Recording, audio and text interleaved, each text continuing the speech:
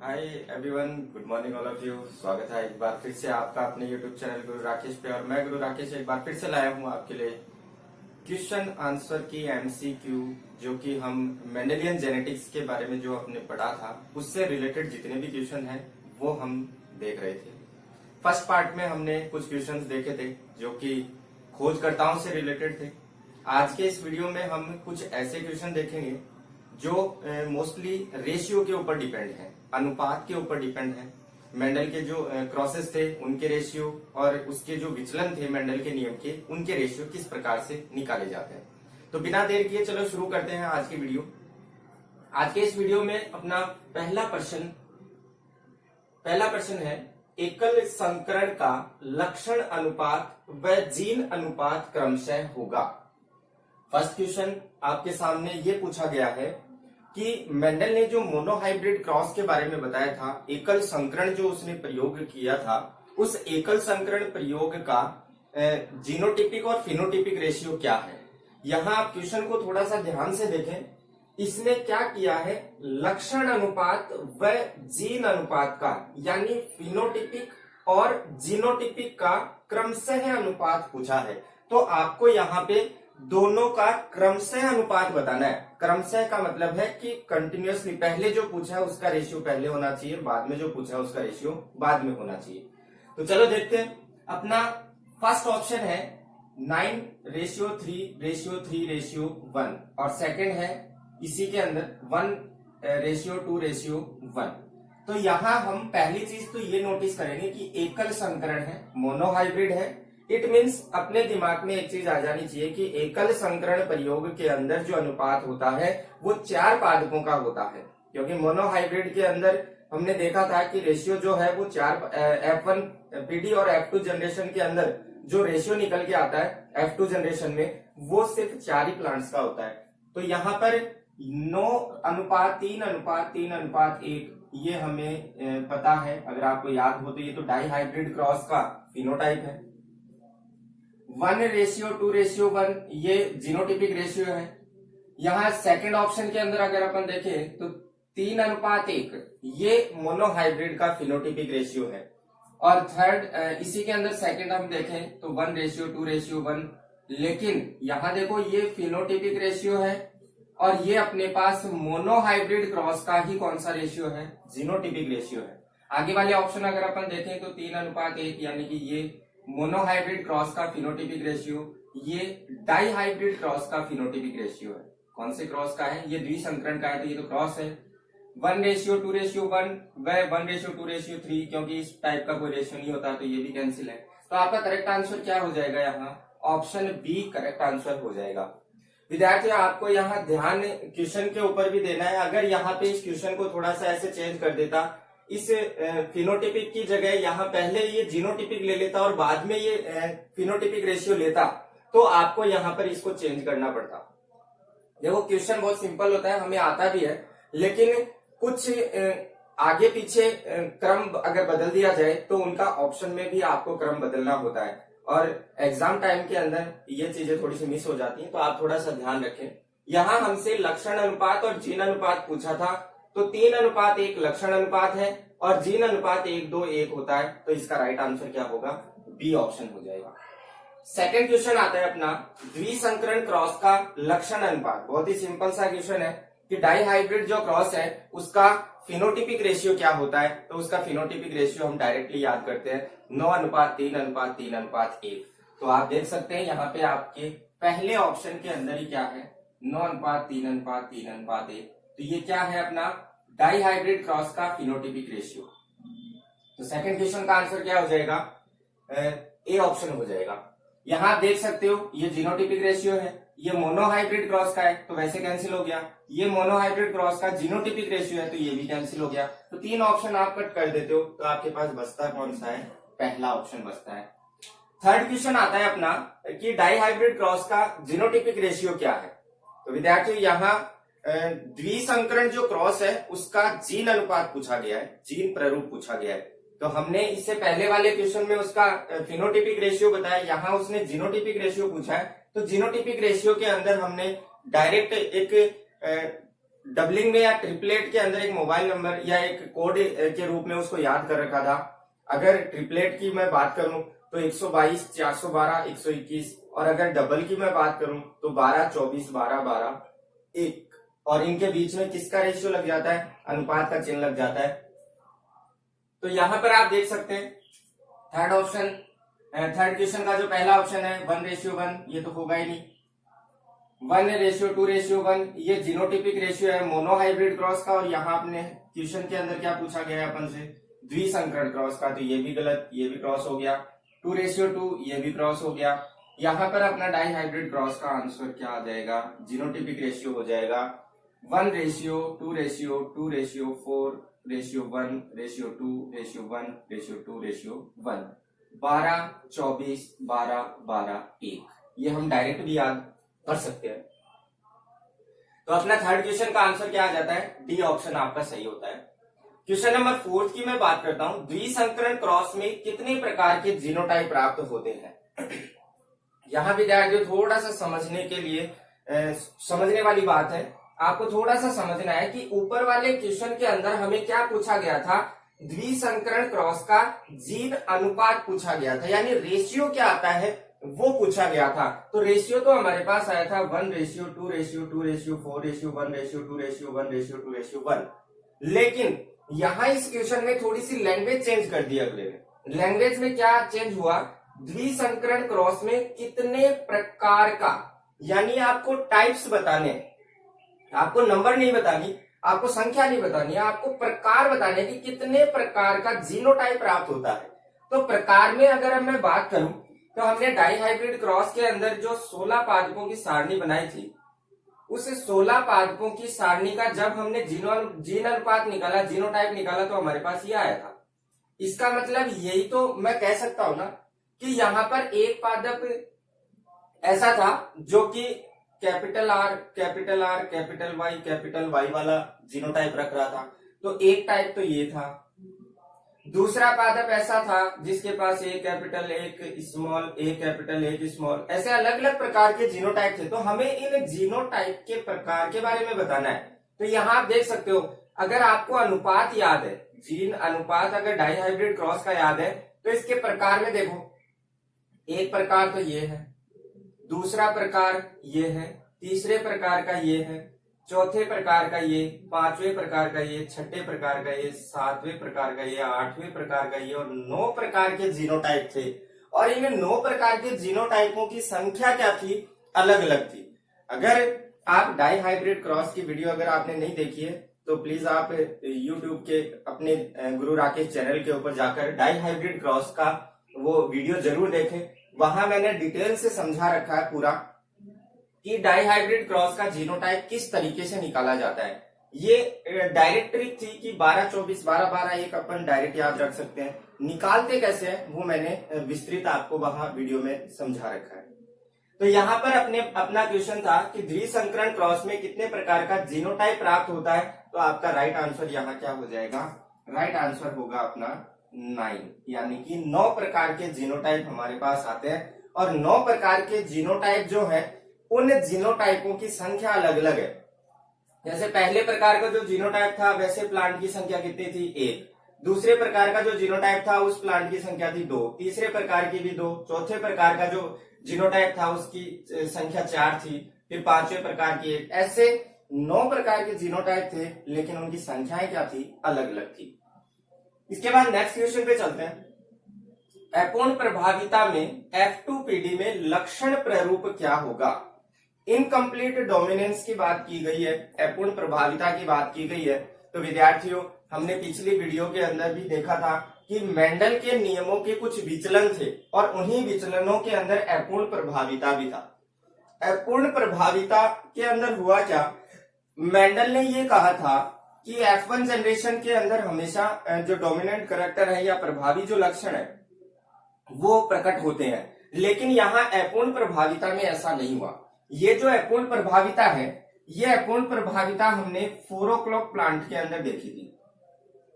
4 o'clock पादप की बात कर लो या फिर स्नैप ड्रैगन पादप की अगर अपन बात करें, तो इस पादप के अंदर क्या पाई जाती है, इनमें अपूर्ण प्रभाविता पाई जाती है। क्या पाई जाती है? अपूर्ण प्रभाविता। अब विद्यार्थी इसमें हुआ क्या, देखो इसमें एक तो लाल रंग के जो पुष्प थे उनका क्रॉस करवाया गया था सफेद रंग के पुष्पों के साथ। किसके साथ करवाया गया? सफेद रंग के पुष्पों के साथ। लाल रंग के पुष्पों का क्रॉस किसके साथ? सफेद रंग के साथ करवाया गया। तो यहाँ पर हमारे पास गैमेट बन जाते हैं ये, और जब अपन क्रॉस करवाते हैं तो हमारे पास आर आर। F1 जनरेशन के अंदर हमारे पास क्या प्राप्त हो जाती है? एक कैपिटल आर, एक स्मॉल आर। लेकिन यहाँ पर कैपिटल आर स्मॉल आर जो प्लांट है वो ये कैपिटल आर डिनोट तो किसको कर रहा था? रेड कलर को कर रहा था, लाल कलर को, और स्मॉल आर सफेद कलर को। रेड कलर डोमिनेंट था, लेकिन यहाँ पर कैपिटल आर स्मॉल आर जो टाइप का फ्लावर प्राप्त होता है वो यहाँ पर गुलाबी रंग का प्राप्त होता है। कैसा प्राप्त हो रहा था? गुलाबी। लेकिन मेंडल के नियम के अनुसार होना कौन से रंग का चाहिए था? ये रेड कलर का ही होना चाहिए था, लेकिन ऐसा नहीं था। इसीलिए ये क्या था? मेंडल के नियम का विचलन था। यहां हमसे पूछा क्या गया? अपूर्ण प्रभाविता में F2PD में लक्षण प्ररूप क्या होगा? F2PD की बात की गई है। यहां हमने F1 जनरेशन निकाल लिए, F2PD जब निकालेंगे तो अपन क्या करवाएंगे? इनमें सेल्फ क्रॉस करवाएं। तो capital R small R, capital R small R. सबसे फर्स्ट क्या करें? गैमेट बनाए। तो capital R small R, capital R small R, फिर क्रॉस करवाएं तो कैपिटल आर, फिर इसका क्रॉस इसके साथ तो कैपिटल आर स्मॉल आर, इसका क्रॉस इसके साथ कैपिटल आर स्मॉल आर, और इसका क्रॉस इसके साथ तो स्मॉल आर दोनों। ये पीडी आ गई अपने पास कौन सी? F2 जनरेशन आ गई, F2PD आ गई। अब यहां पर आप देख सकते हो ये पादप कैसा है? कैपिटल आर के कारण ये क्या हो जाएगा? लाल। ये पादप कैसा हो जाएगा? कैपिटल स्मॉल के कारण गुलाबी। ये कैसा हो जाएगा? गुलाबी। और ये कैसा हो जाएगा? ये हो जाएगा आपका सफेद। तो यहां पर आप F2 जनरेशन के अंदर जब जीनोटाइप और फिनोटाइप दोनों की बात करेंगे तो यहां पर दोनों ही रेशियो आपके पास क्या आने हैं? अगर मैं फिनोटाइप की बात करूं तो फिनोटाइप रेशियो हमारे पास आएगा लाल अनुपात गुलाबी अनुपात सफेद। ये तीन ही प्रकार के पादप हैं, तो आप देख सकते हो लाल एक है, गुलाबी दो है, और सफेद भी कितना है? एक है। इसके बाद अगर जीनोटाइप की बात करें तो जीनोटाइप के अंदर हम क्या करते हैं? जीन्स को देखते हैं। तो एक तो हमारे पास कैपिटल आर दोनों इस टाइप के जीन वाला प्लांट है, एक कैपिटल आर स्मॉल आर वाला है, और एक स्मॉल आर दोनों वाले हैं। इनके अलावा अपने पास इनमें से कोई भी जीनोटाइप नहीं है। तो आप देख सकते हैं यहाँ कैपिटल आर वाला एक है, एक कैपिटल एक स्मॉल वाले दो है, और दोनों स्मॉल वाले एक है।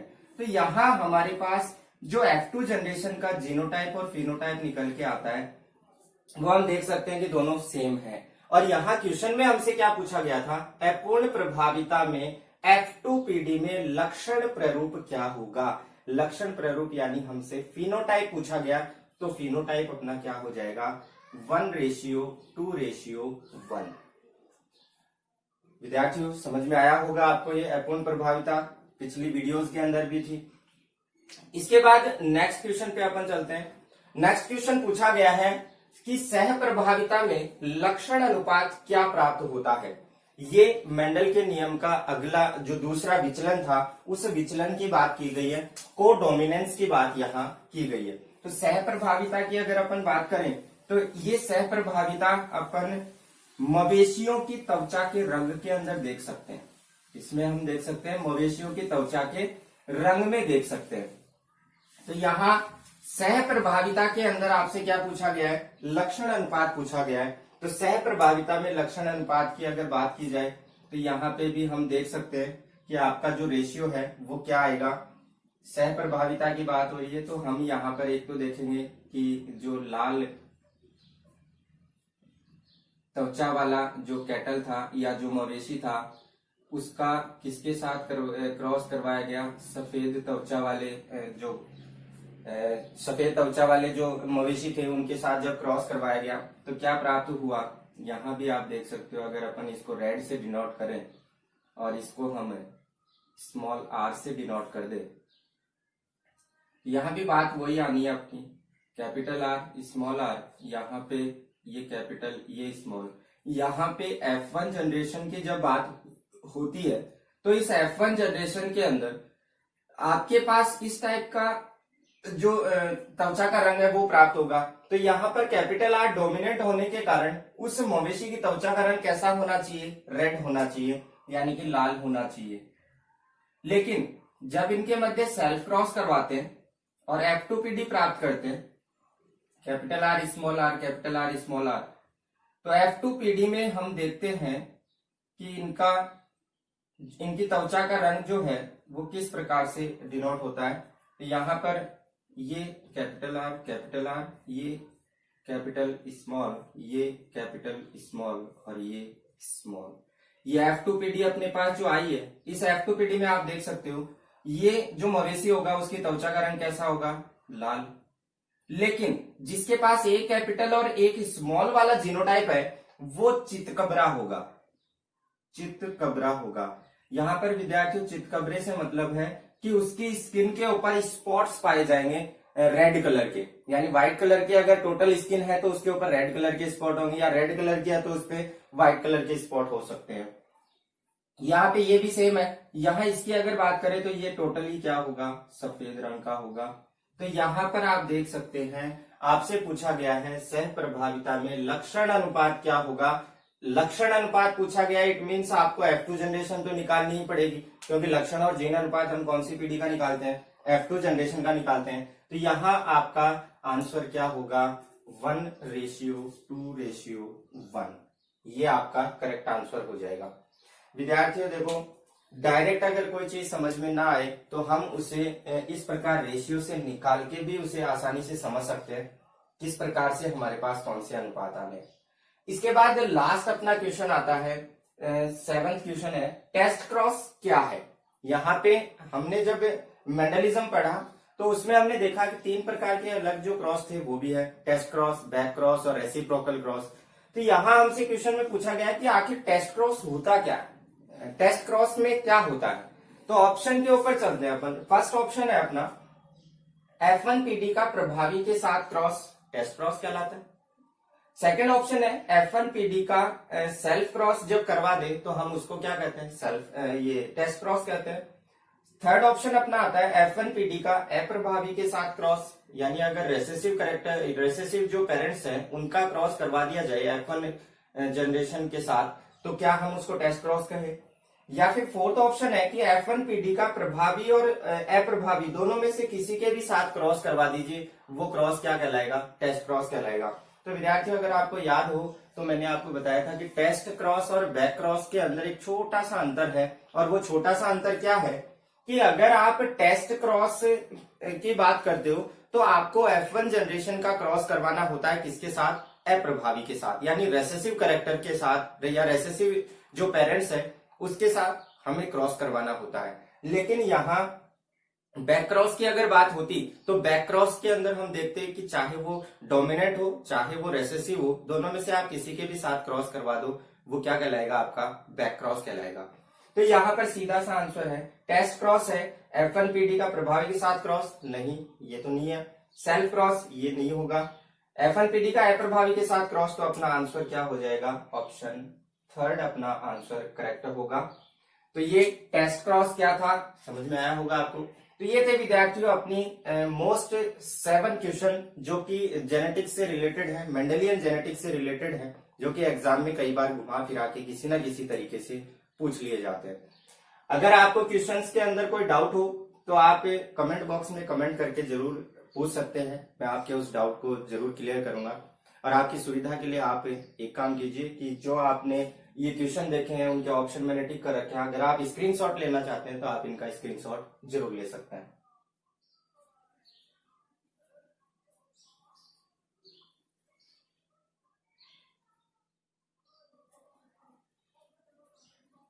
ओके गाइस, मिलते हैं नेक्स्ट वीडियो में नेक्स्ट न्यू क्वेश्चंस के साथ, जो कि नीट, एम्स या मेडिकल एंट्रेंस की जो एग्जाम्स हैं या अदर जो कंपटीशन एग्जाम है उनमें आने वाले क्वेश्चनों के साथ। तब तक के लिए धन्यवाद, करते रहें सुरक्षित।